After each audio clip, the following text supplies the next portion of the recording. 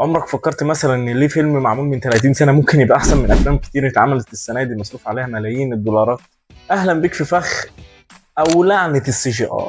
في فرق كبير ما بين فيلم بيعيش للابد بسبب البراكتيكال افكت او المؤثرات العملية، او فيلم بيعجز ويموت بسبب اعتماده 100% على الكمبيوتر. فيلم زي جراسيك بارك مثلا، ستيفن سبيلبارك استخدم في الفيلم ده انيماترونيك روبوتات حقيقية بحجم ديناصور حقيقي. النتيجة الديناصورات كان لها وزن، حرفيا كان لها وزن.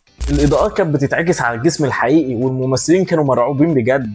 الفيلم ده لغايه النهارده مبهر. على الناحيه التانية الاستديوهات دلوقتي بتستسهل، بيحطوا الممثل قدام شاشه خضراء ويسيبوا الباقي على الكمبيوتر. المشكله ان السي جي اي الزياده بيخلي الفيلم يخسر وزن وهيب، بتحس ان انت بتتفرج على بلاي ستيشن مش فيلم سينما. تحس كل ما التكنولوجيا بتتقدم سنه الفيلم بيبقى عرض اكتر اللي هو يقدم. انا مش ضد السي جي اي، بس الفكره في الميكس. المخرج الذكي هو اللي بيعمل كل حاجه على ارض الواقع، دور الكمبيوتر اللي هو ينظف الصور ويضيف لمسات مستحيل تتعمل في الواقع.